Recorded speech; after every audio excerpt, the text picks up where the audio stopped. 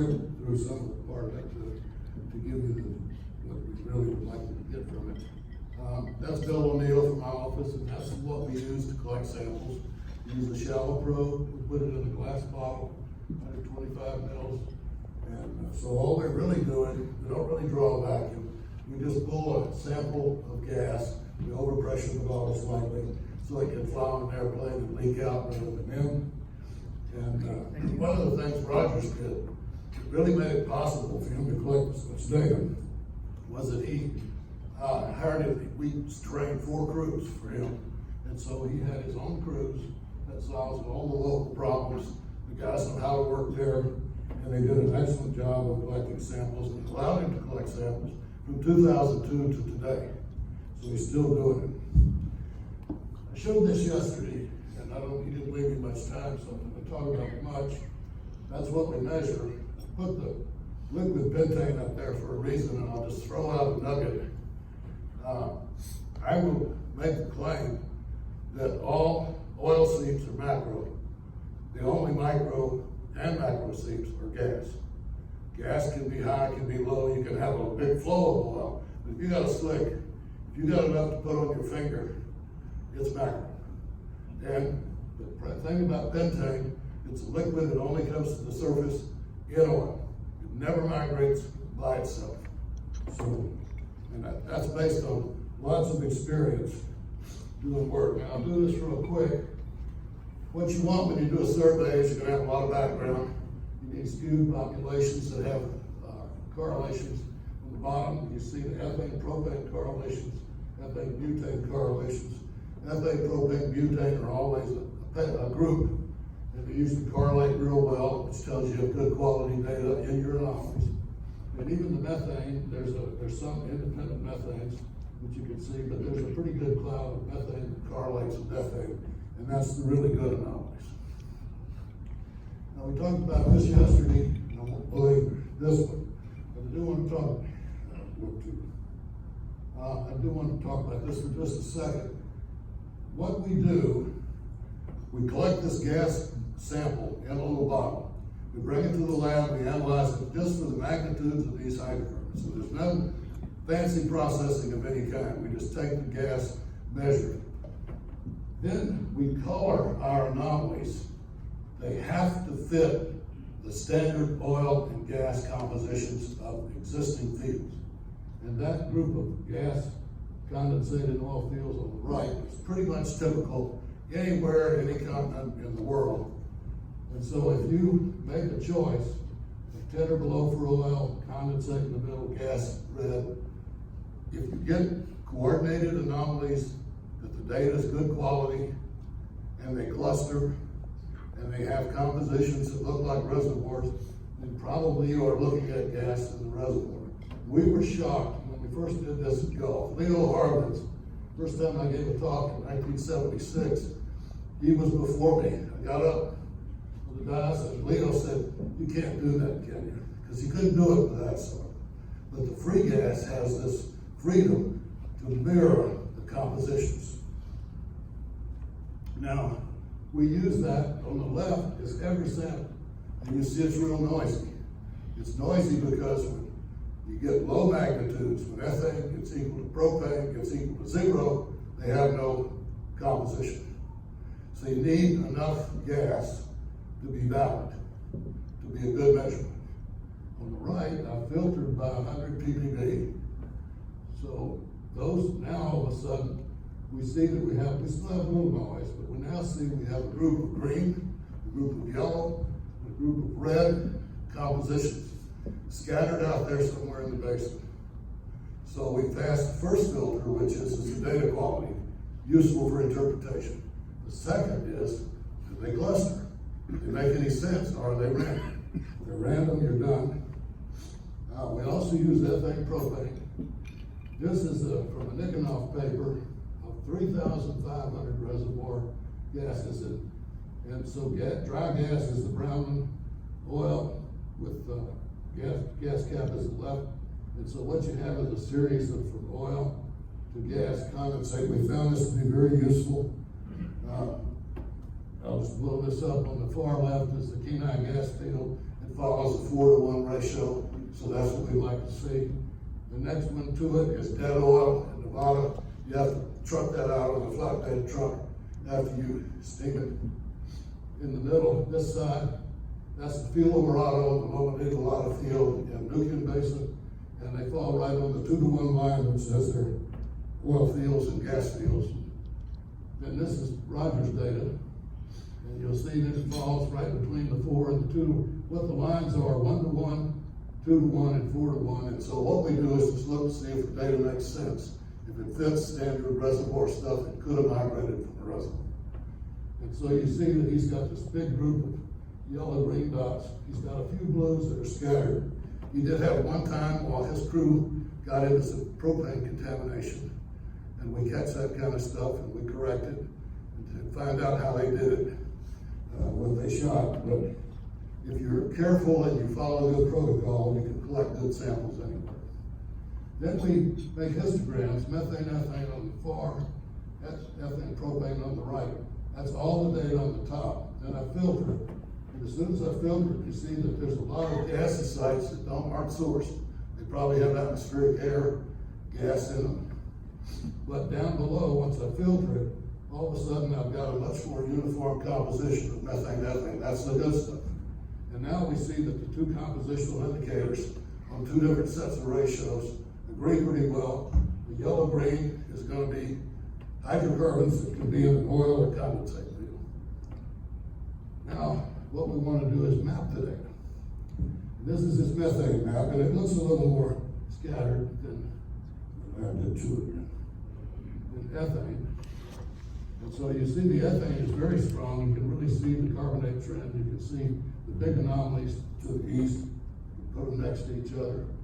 And they have a lot of overlap. The methane is always going to have a little noise in it because you can have biogenic methane and you can have low levels will have some atmospheric methane in them. So they can be a little poor. Now, once we do that, the next thing we want to do is look at the ratios. So this is a methane magnitude map. We use fit the data to a cubic equation and fix it so that those low sites have the same size bubbles and the big sites have the same size bubbles, and then it has a big inflections. It's 1 to the 1/3 power. And it allows us to show the anomalies in a way. It's not as good as a contour map because it looks disjoint, because it's just basically the tops of the peaks where we've taken the samples. Do the same with ethane.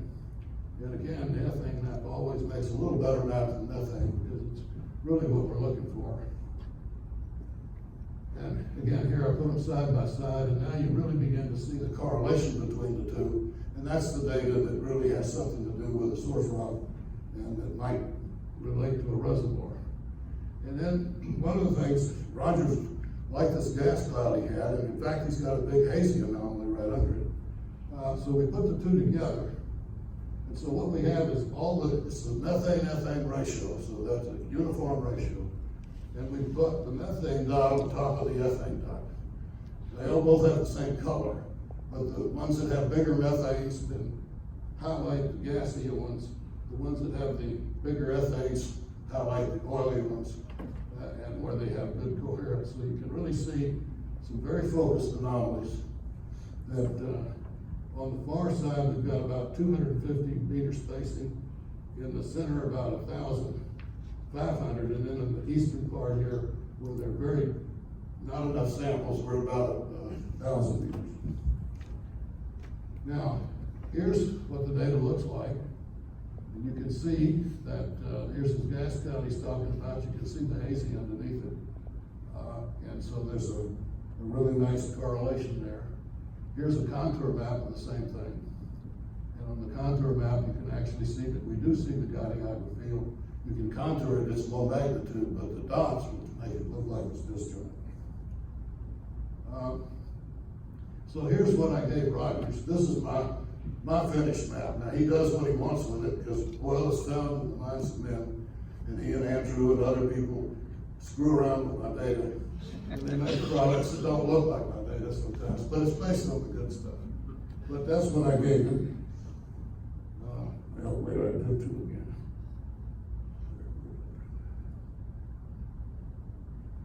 And that is, well, I don't have enough time, so let me go to this part of the talk. I was just going to show the map he had that had all the correlations on it. I didn't see it. That's how we started.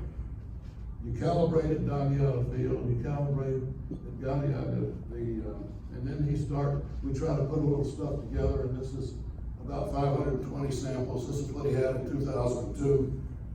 Unfortunately, a lot of surveys that we do in here, people have a budget. They give us so many samples. We go collect them.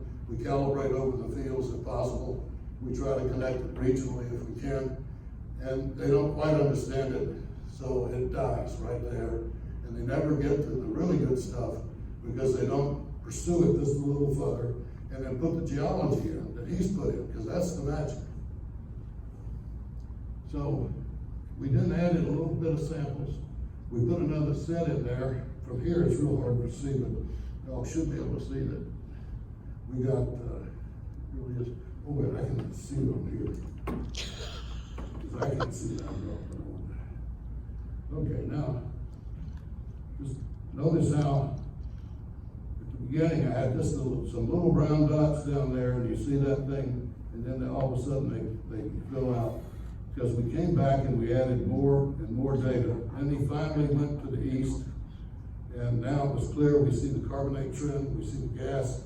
We don't know what's beyond that. And we keep going until we get the whole thing. And so here's his final interpretation. I guess I had it in a different place than I thought. And so that's how they interpreted the whole data set. Something beyond my capability, because I just provide them with a service that is the data. Now, one of the things that I do is I look at the composition. So up here I put the pixel ratios, so you see the compositions of the gases. So all the colors on the map are based on where they fall on the pixel. So basically we use we're fixing the composition. Empirically, it has to fit. That's where it is if it's oil, gas, and condensate, so it has to fit the graph. And then we just look for clusters. If we have clusters, we got really good data. If we have random data, we go home. And on the far left, Roger's talking about his KM1 oil, which he had a bottle of, but he also has a whole lot of samples he sent to some labs that did organic geochemistry on them. And all those samples on the left are capillary GCs that came out of those wells.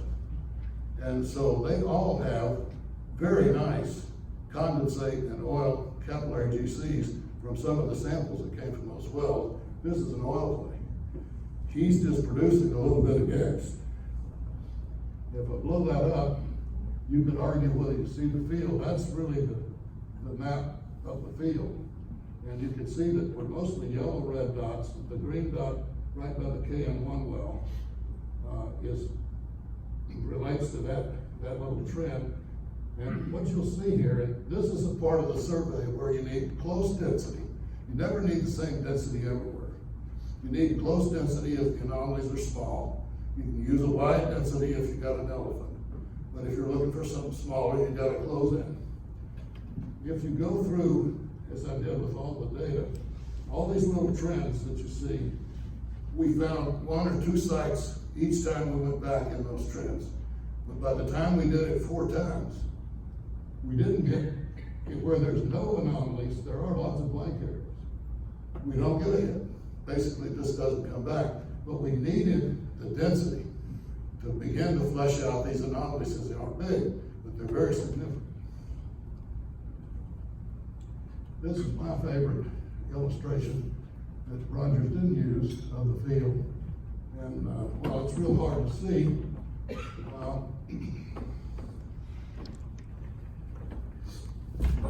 pointer. RCO got away with this, so he set the standard. You can see that little anomaly right in the middle, right here. That's the fan deposit that they're producing offshore. That could easily be as good as the ones offshore. See that little green circle up there? That's right over this thing. And this anomaly to the west of the field, east of the left side, is probably not, it could be a halo. It could also be that there's something else over here we can't see on seismic. But basically, that little anomaly with the red-green dots right there, where under the KM1 well, there's a fault would carry the anomaly to the surface, and usually what happens, you have antithetic faults that are carried to that anomaly is the up-dip anomaly of the field itself. It's not a big target, you could easily miss it, but it is there, and it is the field. And that's where we got the oil. I'll wrap up. And that's where I got the oil twice.